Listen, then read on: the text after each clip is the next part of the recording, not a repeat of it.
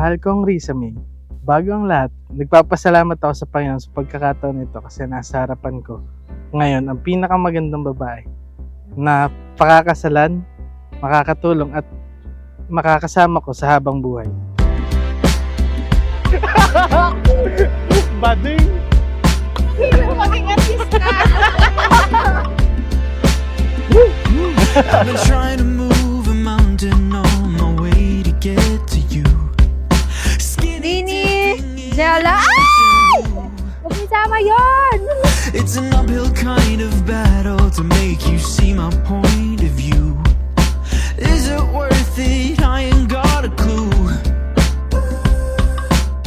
Sometimes you shoot yourself in the foot not to go. Baby, nagsimula lang tayo sa mga salitang crush kita.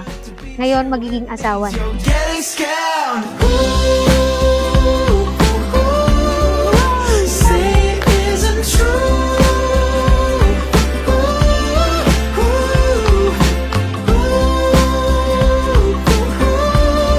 Don't tell me I'm a fool. Finally! I fall for you. I've had my premonitions about the way that this could end, but as an optimist I've always played my cards. Sabi bot, maging mahalaga sa inyo that marriage has a permanent character. Panghabang buhay. It is a lifelong commitment. And if sometimes you shoot yourself in the foot not to go to Vietnam, sometimes if it's too good to be true, it means you're getting scammed. Say it isn't true. Sabi nga, yung salitang kasal sa Ingles, wedding. At yung wedding, ang spelling, W-E-D-D-I-N-G. Nangunguna yung way kaysa sa I. So that in marriage, what is important is the we aspect of marriage and not the I aspect of marriage. Yung selfishness, yung pagiging makasarili, pahahalagahan, hindi lang ikaw, JM, pahahalagahan, hindi lang ikaw, Risa May, kundi ang inyong pamilya, ang inyong anak o magiging pang mga anak.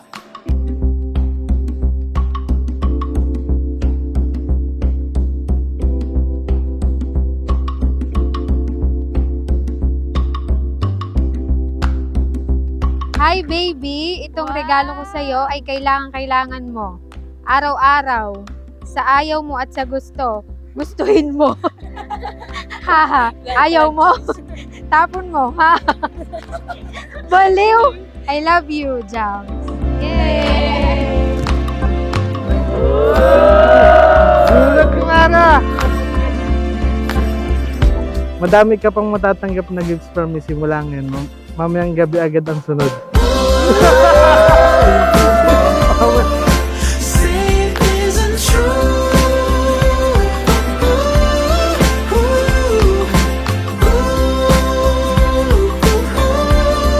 Don't tell me I'm a fool. I fall for you. I never thought this day would come na ikaw at ako ay magiging ganap na mag-asawa. Sa dami na nangyari sa ating dalawa, may masasaya, mahihirap, at mga pangyayaring inakala kong hindi na natin kakayanin. Pero ngayong araw na ito, isa't isa pa rin pala ang gugustuhin nating makasama sa panghabang buhay na saya at ligaya. Mahal ko, maraming salamat sa halos 8 taon ng pagmamahal mo sa akin at sa aking pamilya. Hindi man perpekto ang ating naging pagsasama, alam kong babawi tayo sa isa't isa ngayong tayo mag-asawa na. So let's get married young. Everybody's trying to scare me and say Mahal na mahal ko kayo at hindi ko po kayo pababayaan hanggat ako po ay nabubuhay dito sa mundo. I love you both! let's get married. Sa mga magulang natin na walang sawang pagmamahal, pagsuporta sa ating dalawa na kahit kailan hindi tayo pinabayaan. Siyempre, nagpapasalamat din ako sa iyo bilang papangasawa ko.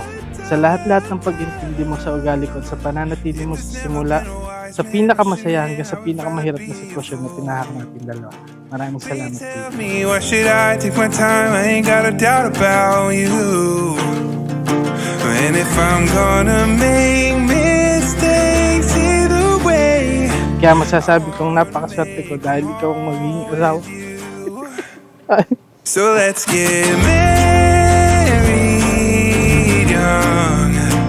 Everybody's trying to scare me and say that I'm dumb, but why would I take it slow? But I don't. Finally, I have found my place. The place that I can call home. My contentment, my peace. Magkasama nating tutuparin ang ating mga pangarap. And always remember that you will forever have my heart and soul. I love you so much, darling. Your beautiful wife, Sonia. If we're just gonna grow up, I wanna grow up next to you. If we're just gonna grow Simula ngayong araw nito, pangako ko sa'yo na lalo pa kitang mamahalin at aalagaan hanggang sa dulo ng ating pagsasama. Makikinig na ako sa lahat ng desisyon at payo mo. Duda ka. At kahit anumang problema ang dumating sa ating dalawa, hindi kita pababayaan. Ibibigay ko ang best ko, hindi lang sa'yo, kundi para sa ating magiging pamilya. So let's get married.